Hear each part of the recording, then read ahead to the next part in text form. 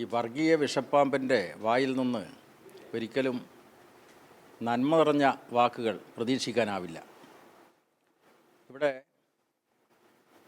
വേടൻ എന്ന പേരിൽ അറിയപ്പെടുന്ന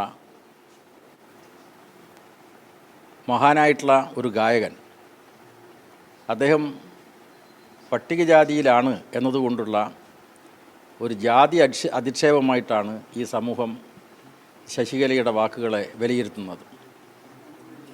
അദ്ദേഹത്തിൻ്റെ സംഗീത പരിപാടിയടക്കം ആക്ഷേപിച്ചിരിക്കുകയാണ്. കലാപ്രകടനങ്ങളെ ഈ വിധം ആക്ഷേപിക്കുന്നത് അങ്ങേയറ്റം പ്രതിഷേധാർഹമായിട്ടുള്ള കാര്യമാണ്. റാപ്പ് ഗായകൻ എന്നാണ് വേടൻ അറിയപ്പെടുന്നത്. റാപ്പിൻ്റെ പരിഭാഷ നിഘണ്ടുവിൽ നോക്കിയാൽ കാണാം, അത് നാടൻ ഭാഷയിലെ വാക്കുകൾ ഉപയോഗിച്ചുകൊണ്ട് സംഗീതത്തിൻ്റെ പശ്ചാത്തലത്തിൽ ആലപിക്കുന്ന ഒരു പരിപാടിയാണ്. സ്വാഭാവികമായിട്ടും നാടൻ പാട്ടുകൾ, എത്രയോ കാലമായി പാടിപ്പതിഞ്ഞ നാടൻ പാട്ടുകൾ പുതിയ രീതിയിൽ അവതരിപ്പിക്കുന്നത് വേടൻ മാത്രമല്ല, മറ്റു പലരും അവതരിപ്പിച്ചിട്ടുണ്ട്.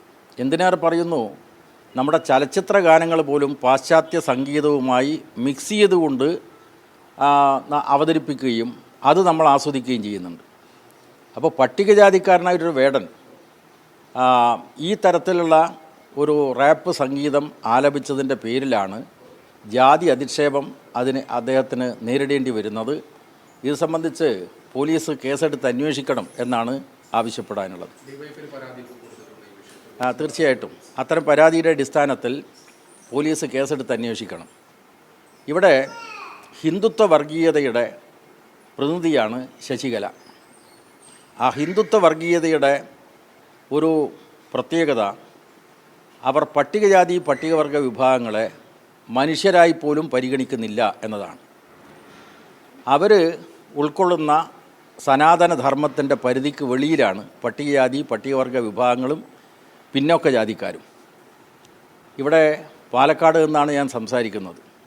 പാലക്കാടിനൊരു പഴയ ചരിത്രമുണ്ട്. മഹാത്മാഗാന്ധി അയിത്തോച്ചാടന പ്രക്ഷോഭത്തിൻ്റെ ഭാഗമായി വന്നപ്പോൾ പാലക്കാട് നിന്നാണ് സനാതനികളുടെ കരിങ്കൊടി പ്രകടനം നടന്നത്.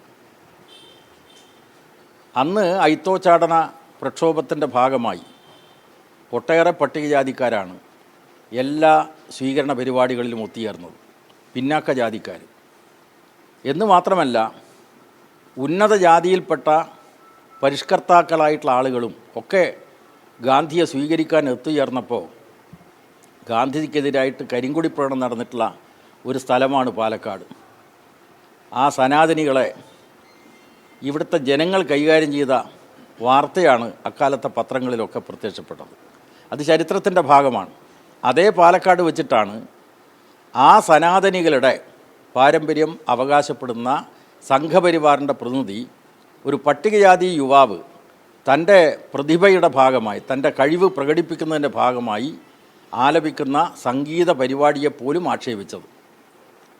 ഇവിടെ പട്ടികജാതിക്കാരോട് സംഘപരിവാർ സ്വീകരിക്കുന്ന നിലപാട് കൂടി നാം തിരിച്ചറിയേണ്ടതുണ്ട്. 2002 ഗുജറാത്തിലെ വംശഹത്യ നടന്നത്.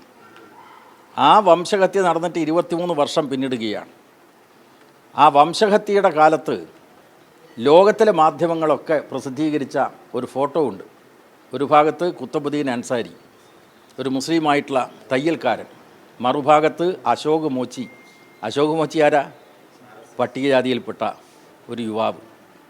അന്ന് മോച്ചിയുടെ നെറ്റിയിൽ കാവി തലക്കെട്ട്, അതുപോലെ തന്നെ കാവി പൊട്ട് തൊട്ടുകൊണ്ട് ഒരു കൈയിൽ ശൂലമേന്തിക്കൊണ്ടുള്ള ആ അശോക് മോച്ചിയുടെ ചിത്രം നമ്മളാരും മറന്നുപോയിട്ടില്ല. അദ്ദേഹം ഒരു ചെരുപ്പ് കുത്തിയായിട്ടുള്ള പട്ടികജാതിക്കാരനായിട്ടുള്ള അശോക് മോച്ചിയെ ആ കലാപത്തിന് വേണ്ടി സംഘപരിവാർ ശക്തികൾ ഉപയോഗിച്ചു. ഇപ്പോൾ 23 വർഷത്തിന് ശേഷം ഈയിടെ ഒരു യൂട്യൂബർ ഗുജറാത്തിൽ പോയി അശോക് മോച്ചിയുടെ ഇപ്പോഴത്തെ അവസ്ഥയെക്കുറിച്ച് അന്വേഷിച്ച് ഒരു വീഡിയോ പ്രചരിപ്പിക്കുന്നുണ്ട്. ഞാനത് കണ്ടു. ചെരുപ്പ് കുത്തി ഇപ്പോഴും ചെരുപ്പ് കുത്തിയാണ് എന്ന് പറഞ്ഞാൽ യൂസ് ആൻഡ് ത്രോ. അതാണ് പട്ടികജാതിക്കാരെ ഉപയോഗിച്ച് വംശഹത്യ നടത്തുക, മുസ്ലിങ്ങളെ ലക്ഷ്യമിട്ടുള്ള ആക്രമണത്തിന് പട്ടികജാതിക്കാരെ ഉപയോഗിക്കുക, ഇത് ഗാന്ധി വധത്തിലും കണ്ടിട്ടുള്ള ഒരു കാര്യമാണ്. ഇതാണ് അത്. അപ്പോൾ പട്ടികജാതിക്കാരെ ഉപയോഗിച്ചുകൊണ്ട് അവരെ വലിച്ചെറിയുക. ഇവിടെ പട്ടികജാതിക്കാരെ മനുഷ്യരായി പോലും കണക്കാക്കാത്ത സംഘപരിവാറിൻ്റെ ആളുകൾ പട്ടികജാതിക്കാരനായിട്ടുള്ള ഒരു കലാകാരനെ ആക്ഷേപിക്കുക. ഇതിനെതിരായിട്ട് പൊതുസമൂഹം ശക്തമായി പ്രതികരിക്കണം, പ്രതിഷേധിക്കണം എന്നാണ് എനിക്ക് അഭ്യർത്ഥിക്കാനുള്ളത്.